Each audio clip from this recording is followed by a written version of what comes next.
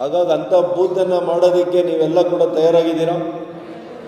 ಈಗ ಮಾಡಿರೋ ಬೂತ್ಗಳನ್ನು ನಿಮಗೆ ಮತ್ತೆ ತೋರಿಸ್ತಾರೆ.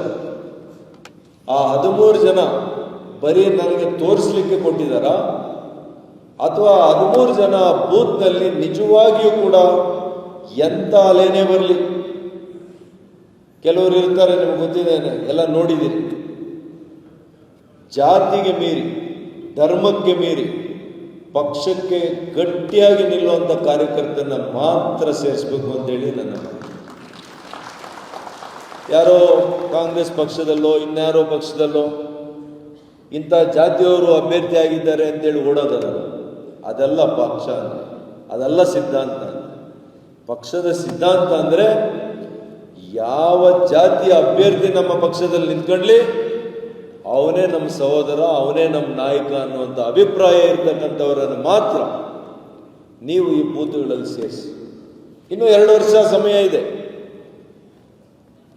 ನಾನು ಇಷ್ಟೇ ಹೇಳ್ತೀನಿ, ಟೊಳ್ಳನ್ನು ಇಟ್ಕೊಳ್ಳೋದಕ್ಕೆ ಹೋಗಬೇಡಿ. ಡಬಲ್ ಗೇಮ್ ಇರ್ತಕ್ಕಂಥವ್ರಿಗೂ ಅವಕಾಶ ಕೊಡಬೇಡಿ, ಏನು ತೊಂದರೆ ಇಲ್ಲ.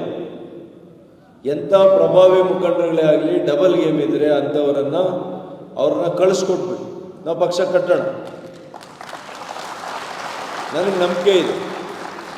5,000ದಿಂದ 80,000 ಹೋಗಿದೆ, 90,000ಕ್ಕೆ ಹೋಗಿದೆ. ನಾನು ನಿಂತಿರ್ತಕ್ಕಂಥ ಪ್ರತಿ ಚುನಾವಣೆ ನಾನು ಗಮನಿಸಿದ್ದೀನಿ, 75,000ಕ್ಕೂ ಕಡಿಮೆ ನನಗೆ ಯಾವಾಗಲೂ ಕೂಡ ಬರಲಿಲ್ಲ, ಯಾವಾಗಲೂ ಕೂಡ ಬಂದಿಲ್ಲ.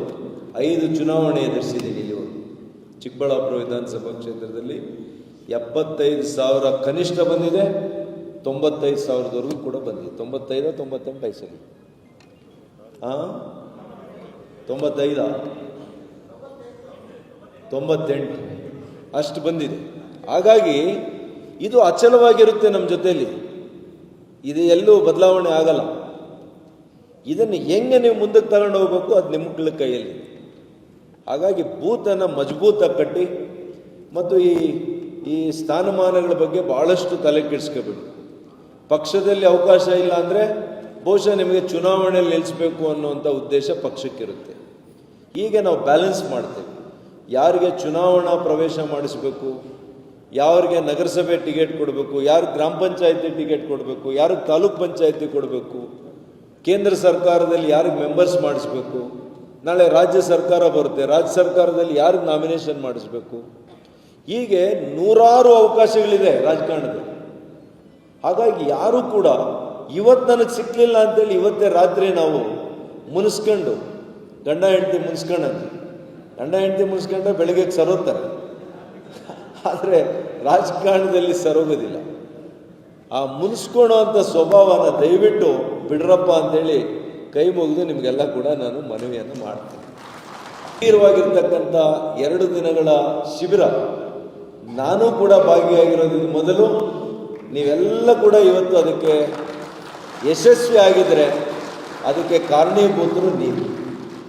ನಿಜವಾಗ್ಲೂ ಕೂಡ ಹೇಳ್ತೇನೆ, ಭಾಳ ಶಿಸ್ತಿನಿಂದ ನನ್ನ ನಿರೀಕ್ಷೆಗೂ ಮೀರಿ ನೀವೆಲ್ಲ ಕೂಡ ಆಲಿಸಿದ್ದೀರಿ. ನೀವು ಭಾಗಿಯಾಗಿರೋದಕ್ಕೆ ಹೃದಯಪೂರ್ವಕವಾಗಿ ನಾನು ನಿಮಗೆಲ್ಲ ಕೂಡ ಕೃತಜ್ಞತೆಗಳನ್ನು ಅರ್ಪಿಸ್ತೇನೆ.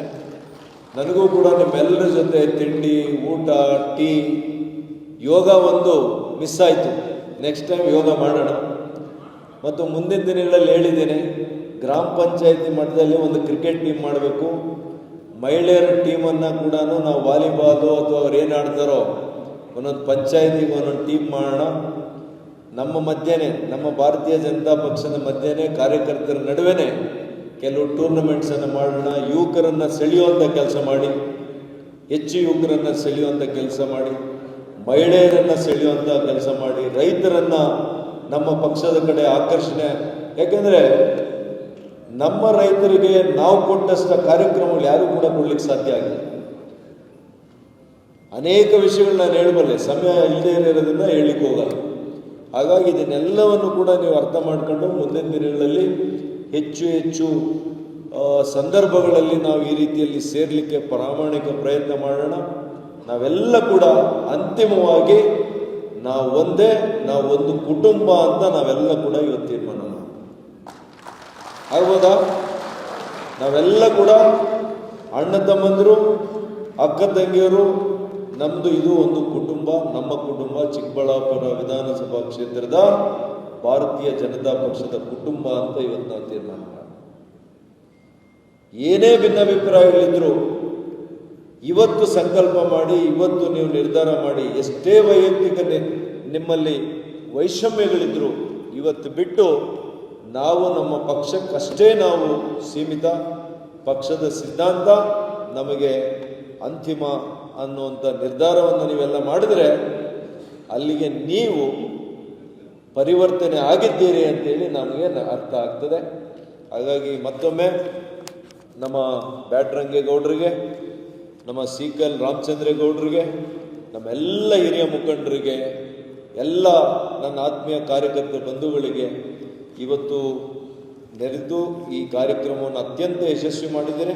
ಕೊನೆಯದಾಗಿ ಈ ಎಲ್ಲ ಸ್ಥಳವನ್ನು ನಮಗೆ ಇಷ್ಟು ಒಳ್ಳೆಯ ರೀತಿಯಲ್ಲಿ ವಸತಿಯನ್ನು, ಒಳ್ಳೆಯ ಊಟದ ವ್ಯವಸ್ಥೆಯನ್ನು, ಎಲ್ಲ ರೀತಿಯಲ್ಲಿ ನಮಗೆ ಇವತ್ತು ಸಹಕಾರ ಮಾಡಿ ಇದಕ್ಕೆ ಆತಿಥ್ಯವನ್ನು ವಹಿಸಿರ್ತಕ್ಕಂಥ ನನ್ನ ಆತ್ಮೀಯ ಸ್ನೇಹಿತರು, ಈ ಒಂದು ಸ್ವಿಸ್ ಟೌನ್ನ ಮಾಲೀಕರು ಆಗಿರ್ತಕ್ಕಂಥ ಶ್ರೀ ರೊನಾಲ್ಡೋ ಕೊಲಾಸೋ ಅವರಿಗೆ ನಾನು ಹೃದಯಪೂರ್ವಕವಾಗಿರ್ತಕ್ಕಂಥ ಕೃತಜ್ಞತೆಯನ್ನು ಸಲ್ಲಿಸ್ತೇನೆ. 2 ದಶಕಗಳ ಹಳೆಯ ಸ್ನೇಹಿತರು ನನಗೆ, ಅವರು ಹೃದಯಪೂರ್ವಕವಾಗಿ ಈ ವ್ಯವಸ್ಥೆಯನ್ನು ನಮ್ಮ ಕ್ಷೇತ್ರದ ಈ ಒಂದು ಶಿಬಿರಕ್ಕೆ ಅವರು ಇವೆಲ್ಲ ಕೂಡ ಅವರು ವ್ಯವಸ್ಥೆಯನ್ನು ಮಾಡಿಕೊಟ್ಟಿದ್ದಾರೆ. ಇದಾದ ಮೇಲೆ ನಾನು ಅವರನ್ನು ಕೂಡ ಹೋಗಿ ಭೇಟಿ ಮಾಡ್ತೇನೆ. ಇಲ್ಲೇ ಬಂದಿದ್ದಾರೆ, ದುಬೈಯಲ್ಲಿರ್ತಾರೆ ಅವರು, ಆದರೆ ಇವತ್ತು ಬೆಂಗಳೂರಿನಲ್ಲಿ ಇರೋದ್ರಿಂದ ಅವರನ್ನು ಇಲ್ಲೇ ಭೇಟಿ ಮಾಡ್ತೇನೆ. ಹಾಗಾಗಿ ನಿಮ್ಮೆಲ್ಲರ ಪರವಾಗಿ ಅವರ ಕೃತಜ್ಞತೆಗಳನ್ನು ಅರ್ಪಿಸಿ ನನ್ನ ಮಾತನ್ನು ಮುಗಿಸ್ತೇನೆ. ನಮಸ್ಕಾರ. ಜೈ ಹಿಂದ್, ಜೈ ಕರ್ನಾಟಕ. बोलो भारत माता की, बोलो भारत माता की.